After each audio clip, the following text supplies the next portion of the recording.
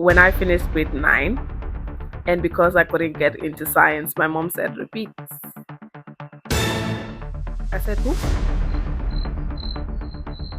Excuse me, come again? What? Learn a skill. You don't have to rush to grow up because at the end of the day, you're still going to grow up anyway. You are on the streets with different kind of piercings. And where would you pierce when you are 18 or above? Am I really that much to handle? Breaking these niggas down like a camel. You don't really to throw you out. Hi guys, let's have a big sister conversation. I am 26 now, and if I could sit with my 16-year-old self, these are some of the things that I would tell her. Now, not everything that I'll be talking about in this video are things that I went through when I was 16, but these are basically things that I would tell my 16-year-old self or any 16-year-old watching this video. And I think at that age, I think I quite had some things figured out. Now, these things, I figured out some things through um, people's mistakes, through my own mistakes as a person, and generally life itself has a way of teaching you. So if you're 15 years, 14, 16, or even younger than that, sit back, grab a drink, and let's have a conversation. Okay, we are having a one-on-one conversation. And if you're 26 or above, or anywhere above that age bracket, or like in your 20s, if you have an advice to give the our teenage sisters, please drop a comment down below in the comment section. I'll be going through them and also learning along with you guys. If you're new here, my name is Joebets and this is Joebets Diary. And if you're a returning subscriber, too, thank you so much for coming back. I truly appreciate this. So yeah, guys, let's get straight into this video. Now, point number one, you don't have to have everything figured out.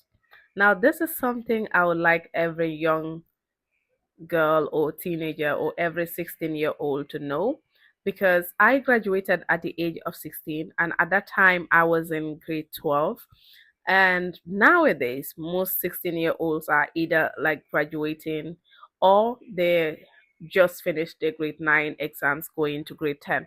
So you would realize that sometimes your family members, your friends are asking, what do you want to do after your high school? What do you want to do after grade 12? What do you want to study? And sometimes you don't have it figured out. And I just want to say that is totally fine.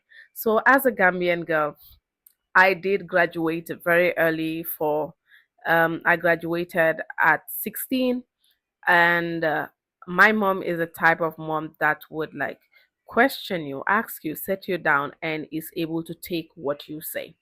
So when I graduated, I decided with my bold self, because I was good at technical drawing and building, I decided I was going to go study architecture. I started it for 1 year and then realized that wasn't for me. Then I switched and traveled to North Cyprus and then later on Turkey and studied political science and international relations. So I am just saying this to say that you might start something and think this is something that you really want, and then you go ahead, start it, and then you realize, okay, this is not what I want. You can start another thing again. You can develop a liking for something, start, and then realize that exactly is not what you want as well. So you will keep on changing, and that is totally fine as long as you're trying to figure out yourself and not just sitting down. I think that is totally okay.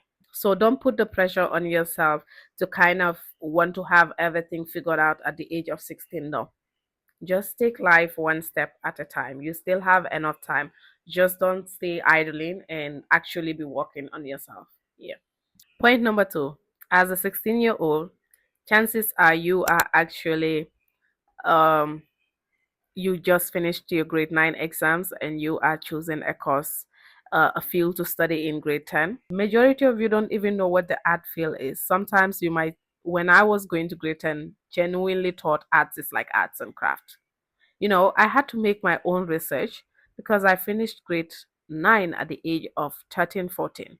So I had to make my own research to understand that, okay, this and this is what I wanted to do. And another thing you realize is that a lot of teenagers would have a good results, But at the end of the day, their parents will be the ones to decide what they're going to study just on the basis that they have a good result. For example, if you know you are not good in science as itself, you might have aggregate 13. Listen, you can have C5 in science and still have an aggregate 13.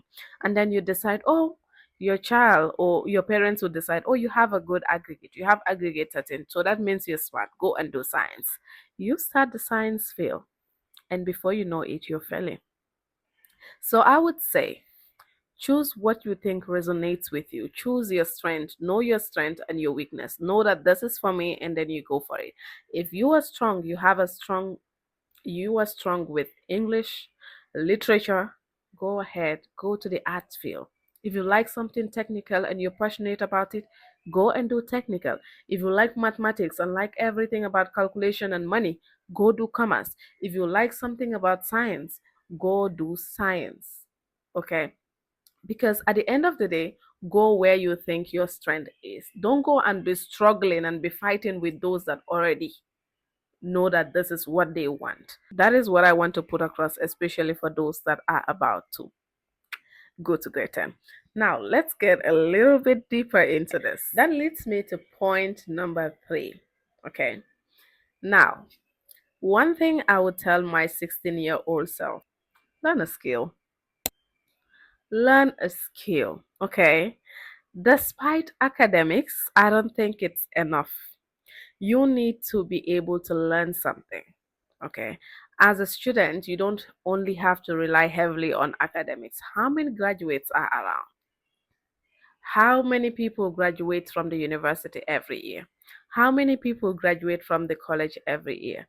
And learning a skill can be a source of income for you whilst you're also studying. So you might ask, what skill can I learn? Honey, you can learn sewing, you can learn baking, you can learn hairdressing, you can learn photography, you can learn editing, you can learn computer literacy. There are tons of things out there for you to learn. You can do this during the holidays, during weekends. Just find a way to balance things out, because at the end of the day, the skills might be what will actually save you in the real world. Not that certificate, because the job market is saturated, and so we need more people to create um, work opportunities. So if you're young right now, if you're a teenager, you're 16, this is the perfect time to start. By the time you're 25, you probably, or 26, you would have said, okay, I have 10 years of experience. Now I'm going to use myself as an example. Growing up, my mom is never that kind of woman that sits home. She's always doing things. She's always learning this. I think that's when I fell in love with anything that has to do with flour. I started baking really. I think my first cake that I made, I was still in grade 12. I think I was 16 then. Oh, perfect timing. I made this cake. I didn't have an oven. I used the local method. And let me tell you something. It came out like a charcoal because it was burnt. Anyways, I just wanted to say that um starting learning a skill very early is really important, because that is going to help you. And I think that baking helped me a lot. This is I started baking when I traveled for studies at the age of 19. I was learning how to bake. I had access to an oven, and I was just baking. I learned different things, and as you can see, this is my improvement. After some time, this is what I could make. And you would realize that you're going to learn as you go. You're not going to be perfect in the beginning, but as you go, you would learn better. So that's what I have to say about that. You definitely have to learn a skill, because that is what is going to help you in the real world. Stop comparing yourself to somebody's daughter. I think this is a phrase that we all have had at some point. When someone says, "Look at so and so, look at so and so's daughter. They've got good grades. They're studying abroad." What I want to say is, do not compare yourself with anybody else. You are on a different journey, and their journey is different from yours. Now, use their success as a point of motivation, as a point of inspiration. Be inspired, and not use that, and don't let that turn into hatred, because the more you look at it and envy it, I think it turns into hatred instead. Be positive about it. Have a strong will to achieve even more, but not in um but not in a hateful way. You can admire somebody without becoming insecure about yourself. This leads me to point number five. I don't know. Okay, anyways. Okay. So, this point, learn how to have a conversation. Now, I am not saying back you should talk back at an adult when the person is talking, or if you don't understand something you shouldn't ask. But all I'm saying is learn how to talk to an adult without exploding. Let's say an adult does something to you, and obviously you have the right to talk, but don't explode. This is something that I also struggle with, but at the end of the day, it is important that we learn that skill early. This is part of developing your self-confidence as a person, and learning how to communicate gets you a long way. Okay, let's say, for example, something you're going through something, or let's give it this way. Your parents say study science, and you know fully well that this and this science is not what you can do. You can call them, hey, mommy, hey, daddy, can I have a conversation with you? Sit down with them, talk to them. Immediately you say, can I have a conversation with you? I think their brains are more so settled, like, okay, this is someone that is about to talk to me, and okay, she knows or he knows exactly what she's about to talk about.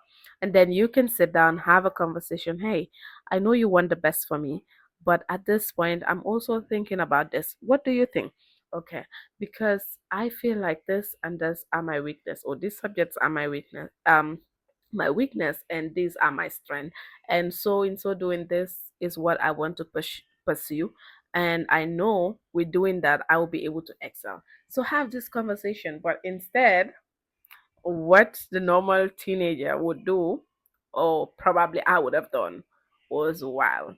I remember when I finished grade 9, and because I couldn't get into science, my mom said, repeat. I said, who? Excuse me, come again? Re what? But I had to have a conversation with her because science, I don't like science.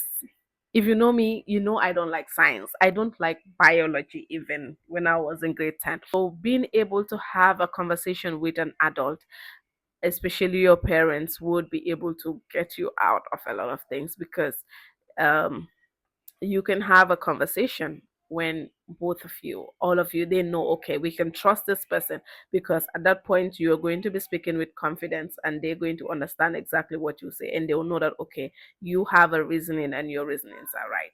Because if you don't know and you're just throwing tantrums, you don't know what to do with yourself. Yeah. Okay. Now, one of the most important things that I would also like to talk about is to pay attention to the kind of friends you move with, because friends says a lot about you, okay? And they also kind of shape the direction in which you're going to be taking. Now, you might say, okay, they're just normal, these are my no, no, because friends influence everything that you do.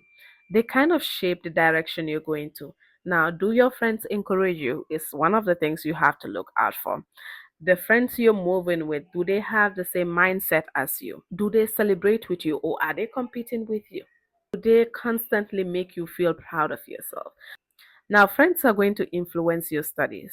They're going to influence how you view life. They're going to influence every day to day activities that you do. And as a young person, it's actually easier to get so influenced.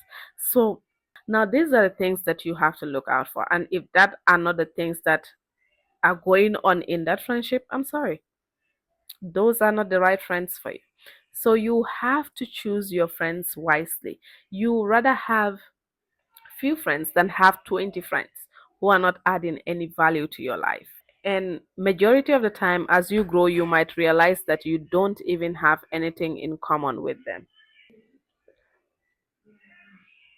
Yeah.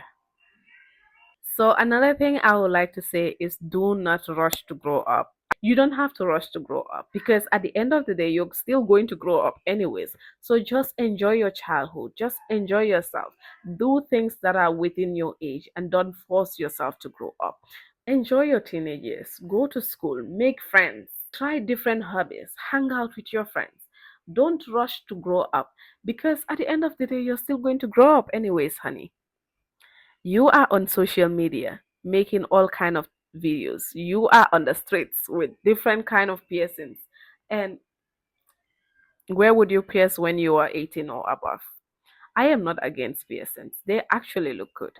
Okay. There are certain things that are just age appropriate. You just have to wait a little bit so that at that time you'll know if that is what you really want or not. And this is the reason why I say friends have such a way of influencing us. You are young, discover yourself, learn about yourself.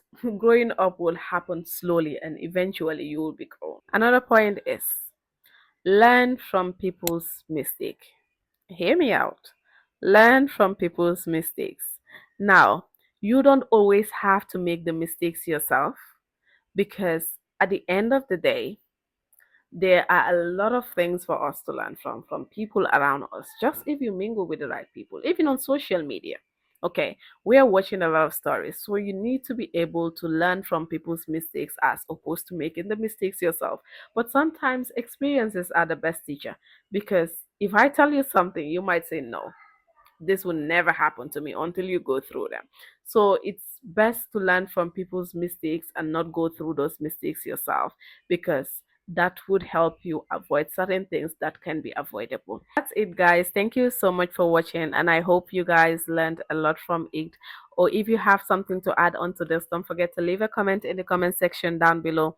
This is definitely a conversation I would have loved to have when I was 16. And what I just want to say is if you've watched the video till the end, take the important part of this conversation. If anything doesn't apply to you or you already know it, great.